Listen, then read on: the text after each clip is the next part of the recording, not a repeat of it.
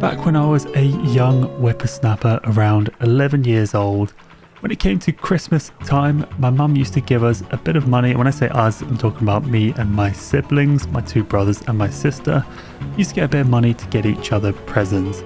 And for whatever reason, this one Christmas, I somehow managed to swindle in the big bucks, which meant I was able to go down to Woolworths back when that used to be a thing with one of my mum's friends, and I was able to buy my two brothers Call of Duty 2 for Christmas. I'm pretty sure, and I can't remember exactly, but I think back then, I don't know if this was just the price of games, but I'm pretty sure I bought the game for £30, which is an absolute bargain when you think about what a classic game Call of Duty 2 was. Anyway, I picked it up for them, or my mum's friend bought it because I was obviously way too young then. And I should say as a bit of a disclaimer here, yeah, I was the youngest, so by the time I was kind of going through life, my mum did not care, and my parents did not care what I was watching. So the fact that Call of Duty 2 was a 15 or maybe a 16 for games, it was no issue. It was absolutely no factor. But how did Call of Duty 2 get on the radar of little old me aged around 11 years old? But about a year previous to Call of Duty 2 releasing, we managed to borrow a copy of United Offensive, which was the expansion to Call of Duty 1, from one of my uncles. And when I say borrow, I mean the kind of borrow where you get it and you you never give it back. I know, not good, I know, but I'm pretty sure my uncle's okay with us having it. He never requested it. That's going to be my flimsy defense. And we saw him pretty regularly. It wasn't like we didn't really see him very often. So we managed to borrow United Offensive, Call of Duty 1. I say United Offensive in particular because I absolutely loved that campaign. It's pretty much you're fighting through the Battle of Bastogne, starting in the snowy forest. You got that MG laying it down. I remember it clearly even now. And also that was kind of when you're getting into the first hint of being able to play multiplayer. I was in those days pretty content with watching my older brothers play a lot of games. So I don't think I played the multiplayer too much, but I still definitely remember some key aspects of it, in particular some maps. I remember Chateau, incredible map. I remember taking the Silent Sten on that and just going to town. And also they had some huge maps in United Offensive. It's one of the first, well, considering it was the expansion to Call of Duty 1, it was the first Call of Duty with tanks, and it was just at a time where you didn't really know what direction Call of Duty was going to go in. It was extremely exciting times. So United Offensive, I think, was what really hooked me into the Call of Duty franchise, which is what made me extremely excited to see what was going to happen with Call of Duty 2. So there I was, locked and loaded with my present for my two brothers, waiting for them to open it up on Christmas Day. And as you can probably tell from what I've been saying so far, this is one of those presents, we all know it, don't pretend you haven't done it, which I got kind of for myself under the pretense of it being a gift for someone else. So that's a little insight as to the kind of rat I was back then, but I regret absolutely nothing because on Christmas Day they open it up, obviously they're excited as well. We go straight to the computer, install that bad boy, and we start working through the campaign. Of course we're going through the campaign first before even thinking about touching the multiplayer. We're not savages, and that's the way you got to do it. Even now I struggle if a game doesn't have a single player. I need that single player just to get me warmed up. That's the way we've always done it. That's the way we will always do it. So we work through that single player, and let me tell you, the campaign is worth the cost of Call of Duty 2 alone. It was absolutely incredible. Not only did the graphics improve a lot from United Offensive, despite it only coming out a year after United Offensive, but also just the missions, the variety of missions. You had the Soviet campaign to start off with. We're playing as Vasily. You've got those classic Soviet sniper maps, and you've got those missions where you're just storming German positions, and it was accompanied by a really great soundtrack as well, which makes a big difference when you're playing these games. And then it followed on with the British campaign in North Africa.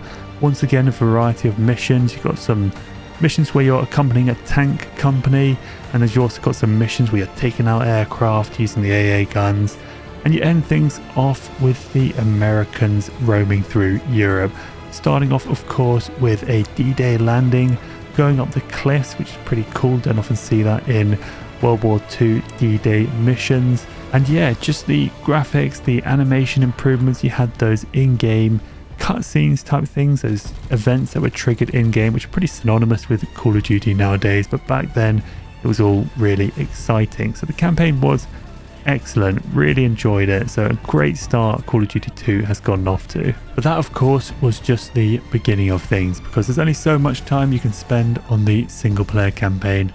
There's pretty much an infinite amount of time you can spend playing the multiplayer. And that was where Call of Duty 2 really got me. It was probably the first online game that I actually sank just a ludicrous amount of hours into.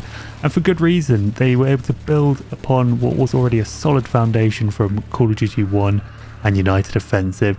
They got rid of some of the issues with those games. I remember bunny hopping, I'm pretty sure, was an issue with Call of Duty 1, and they kind of ironed that out for Call of Duty 2. And they just had the fundamentals needed for a good FPS sorted. They had great gunplay, had a variety of maps, and they also had a decent amount of balance. And something I really liked from those days, which you used to get a bit more of back with old games, was the fact that depending on the nation you picked, you'd have different guns available, which just added to the variety. You'd be waiting to see what map was picked, because then you'd get different nations available and you'd have different guns available as well. So that was just a little something that I really liked with the Call of Duty games. And I've got such fond memories of Call of Duty 2, even little things like getting into glitch spots. In fact, the other day I was just watching a YouTube channel called Sleeper Sunfire, which I'd highly recommend you check it out if you want some Call of Duty 2 nostalgia, because it's this guy posting videos from I think 14 or so years ago, whenever Call of Duty 2 came out,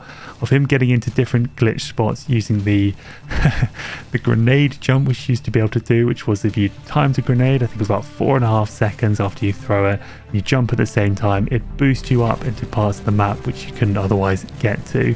I think I might be able to actually just try it out and show you guys if I can spare myself a minute or so. But yeah, just really great memories of the game. And to add to the enjoyment as well, my dad he still is actually, really into computers. So we somehow managed to get a second computer into the mix. And if you're playing Call of Duty 2, if you launched the multiplayer, you could take the disc out mid-game, put it into another computer and fire that up as well. And then you two would be able to play together. So obviously I've got two brothers. We played that so much, and it just added that level of competitiveness if we were playing on opposite teams. But if we were playing together, we'd try and do whatever kind of teamwork we could manage. But yeah, it was just an extra thing to Call of Duty 2, which I remember adding to the enjoyment and adding to how addicted I was with that game. In fact, occasionally nowadays, I still go back to Call of Duty 2, and considering it came out in 2005, which is what, 20 years ago? Oh my goodness, that is a long time. Yeah, the fact that it came out almost 20 years ago and I can still play it and still enjoy it today just gives you an idea of how they got the fundamentals right. I mean, I love going through the Russian maps, using the Russian weapons. They also had some big maps in Call of Duty 2. Not quite the size of United Offensive. As you know, with Call of Duty 2, they kind of went in the more arcadey direction, slightly smaller maps. But back in Call of Duty 2, you had some big ones. You had maps like Brecourt, which was an absolute sniping paradise.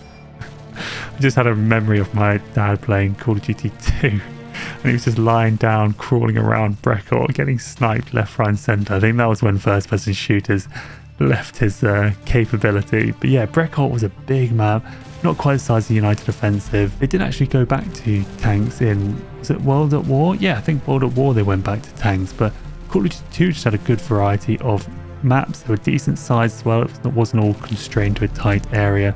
It's some big maps. You also had some classics like Carentan and different game modes. Obviously, as you guys know, it's pretty classic game modes nowadays, but things like Search Destroy was really, really good if you wanted a bit more of an intense experience playing Call of Duty 2.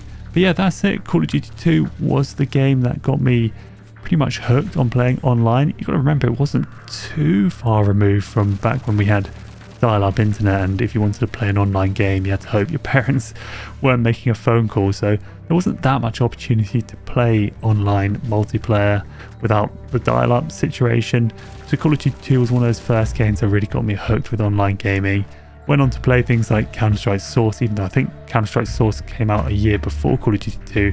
Ended up playing it afterwards, and then I really went down the rabbit hole of playing online first-person shooters, and now I'm making YouTube videos of first-person shooters for fun. So if anything kicked it off, I'd have to say it was Call of Duty 2.